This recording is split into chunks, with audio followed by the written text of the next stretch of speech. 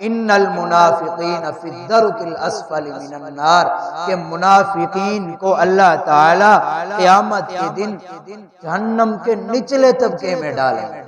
جہنم کے 7 طبقے، جہنم، لظا، حطمہ، سعیر، سقر، جحیم، حاویہ، یہ جہنم کے 7 طبقے ہیں۔ اور مشرکین کو اللہ تعالی شرک کرنے والوں کو حاویہ کے اندر ڈالے، 7ویں طبقے کے اندر۔ اور اس 7ویں طبقے کے اندر جو عذاب ہوگا وہ اوپر والے 6 طبقوں سے بڑھ کر ہوگا۔ تم آج اللہ کی بنائی ہوئی چیزوں کو اللہ کے ساتھ شریک ٹھہراتے ہو،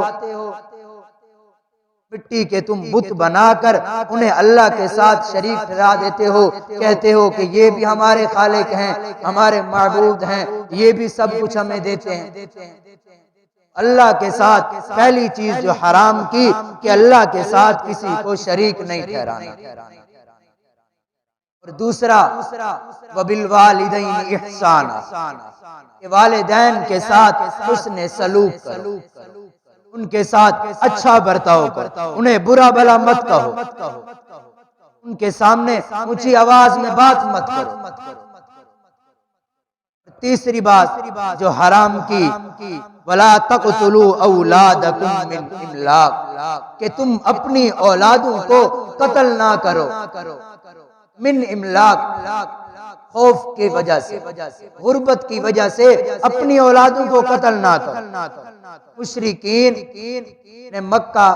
جو مکہ کے مشرکین تھے، یہ آپ صلی اللہ علیہ وسلم کے آنے سے پہلے اپنی بیٹیوں کو زندہ دفن کر دیا کرتے،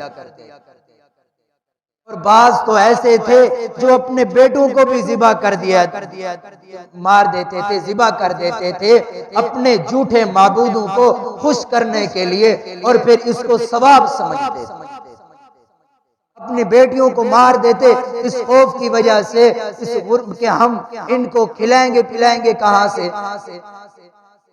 چلو بیٹا پیدا ہو وہ تو بڑا ہو کر کمائے گا، خود بھی کھائے گا ہمیں بھی کھلائے گا، بیٹیاں کہاں سے کما کے ہمیں کھلائیں گی، تو اس خوف کی وجہ سے وہ اپنی بیٹیوں کو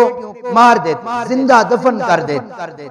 ایک صحابی رسول اللہ صلی اللہ علیہ وسلم کے پاس تشریف لایا، اور اس کے ساتھ اس کی ایک چھوٹی سی بیٹی تھی، وہ اپنی بیٹی کو بار بار چوم رہا تھا، بوسے دے رہا تھا، تو آپ صلی اللہ علیہ وسلم نے کہا اے میرے صحابی، لگتا ہے تجھے تیری بیٹی بہت پیاری ہے۔ اس شخص نے کہا یا رسول اللہ، ہمیں تو بیٹیوں کی قدر کا پتہ نہیں تھا، یہ تو آپ نے آ کر ہمیں بتایا کہ بیٹیوں کا کیا مقام ہے، بیٹی گھر میں رحمت ہے، اور پھر وہ رونے لگ گئے۔ تو آپ صلی اللہ علیہ وسلم نے کہا کہ اے صحابی روتا کیوں ہے؟ اس شخص نے کہا یا رسول اللہ صلی اللہ علیہ وسلم، آپ کے آنے سے پہلے جب بیٹیوں کو زندہ دفن کر دیا جاتا تھا تو اس وقت میرے ساتھ ایک واقعہ پیش آیا، تو آپ صلی اللہ علیہ وسلم نے کہا بتا کیا واقعہ ہے؟ تو صحابی نے کہا یا رسول اللہ، میں کہیں کام جا رہا تھا اور میری بیوی پیٹ سے تھی، تو جب میں کام پہ جانے لگا تو میں نے اپنی بیوی سے کہا کہ میں جب چلا جاؤں میرے جانے کے بعد اگر بچہ پیدا ہو تو اس کی اچھی طرح پرورش کرنا، اسے بڑا کرنا، اور اگر بیٹی پیدا ہو تو اسے فوراً زندہ دفن کر دینا۔ تو شخص کہتا ہے یا رسول اللہ میں چلا گیا، میرے جانے کے بعد اللہ نے مجھے بیٹی عطا فرمائی، تو اب میری بیوی کیونکہ ماں کا دل نرم ہوتا ہے، تو یا رسول اللہ تو میری بیوی سے میری بیٹی کو مارا نہیں گیا، وہ مار نہیں سکی، اور جب میں 6-7 سال کے بعد واپس آیا تو جیسے ہی میں گھر میں داخل ہوا تو ایک لڑکی جلدی سے آ کر میرے گلے سے لگ گئی، مجھ سے چمٹ گئی، تو میں نے جلدی سے اسے پیچھے کیا اور میں نے جا کر اپنی بیوی سے پوچھا کہ یہ بچی کس کی ہے، جلدی بتاؤ تاکہ میں اسے اس کے گھر میں چھوڑ کر آؤں، کہیں ایسا نہ ہو کہ لوگوں کو پتہ چل جائے تو وہ میری بے عزتی ہوگی، وہ مجھے مار دیں گے۔ تو وہ شخص کہتا ہے یا رسول اللہ دن میں تو میری بیوی نے بات کو ٹال مٹول کر دیا، تو جب رات کا وقت ہوا تو میں نے اپنی بیوی سے پھر پوچھا تو میری بیوی نے پھر بھی ٹال مٹول کرنا شروع کر دیا، تو جب میں نے اس پر دباؤ ڈالا کہ بتا یہ بچی کس کی ہے، تو میری بیوی نے کہا کہ آپ کے جانے کے بعد اللہ نے ہمیں بیٹی عطا کی تھی اور وہ بیٹی یہ ہے۔ تو شخص کہتا ہے یا رسول اللہ میں اپنی بیوی سے غصہ ہو گیا کہ تیری ہمت کیسے ہوئی اسے یہاں گھر میں رکھنے کی، تجھے میں نے کیا کہا تھا کہ اگر بیٹی پیدا ہو تو فوراً اسے مار دینا۔ تو جب صبح ہوئی اب میں جب باہر بھی میں نے سوچا کہ اب باہر جاؤں گا تو لوگ بھی مجھ پہ باتیں کریں گے، تو میں نے اپنی بیوی سے کہا کہ آج میری بیٹی کو تیار کر دوں، میں اسے ماموں کے گھر ملوانے کے لیے لے جاتا ہوں۔ شخص کہتا ہے یا رسول اللہ میری بیوی نے میری بچی کو تیار کیا، میری بچی بہت خوش تھی کہ آج میں ابو جان کے ساتھ ماموں کے گھر جا رہی ہوں، اور میں نے زمین کھودنے کے لیے ایک جو ہتھیار ہوتے وہ اٹھایا، تو بیٹی کو ساتھ لے کے چل پڑا۔ جب میں جنگل کی طرف جا رہا تھا تو میری بیٹی نے کہا ابو یہ راستہ تو ماموں کے گھر نہیں جاتا، آپ راستہ بھول گئے ہیں۔ تو وہ شخص کہتا ہے یا رسول اللہ میں نے اس کے منہ پر ایک تھپڑ مارا اور کہا کہ خاموش ہو جا، اگر بیٹا ہوتا تو کیا خاموش رہتا؟ وہ تو فوراً کہہ دیتا کہ غلطی تیری اپنی ہے ابا، اور پھر مار بھی مجھے رہا ہے، لیکن بیٹی تھی خاموش ہو گئی اور میرے ساتھ چلتی رہی۔ جب میں جنگل میں پہنچا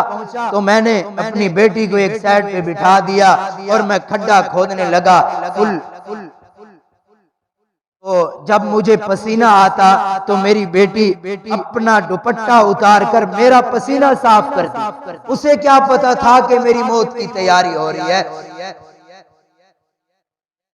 تو وہ جب مجھے پسینہ آتا تو اپنا دوپٹہ اٹھا کر میرا چہرہ صاف کرتی اور اپنے دوپٹے سے مجھ پر ہوا کرتی۔ جب میں نے وہ کھود لیا گڑھا تو میں نے اپنی بیٹی کو پکڑا تو اس نے کہا ابا کیا کر رہے ہو میرے ساتھ؟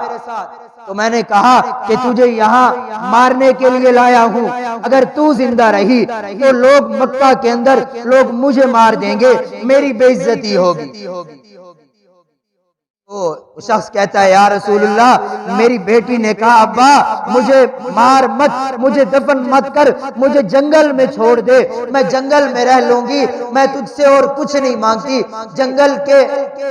گھاس کھا کر جنگل کا میں اپنی زندگی گزار لوں گی، مجھے جنگل کا جانور کھا جائے گا، تو مجھے زندہ دفن مت کر۔ تو شخص کہتا ہے یا رسول اللہ مجھے پھر بھی رحم نہیں آیا، میں نے اپنی بیٹی کو اٹھا کر ڈالا گڑھے کے اندر، روتی چلاتی رہی اور میں اس پر مٹی ڈالتا رہا، اور جب اس کا رونا جب اس کا رونا بڑھ گیا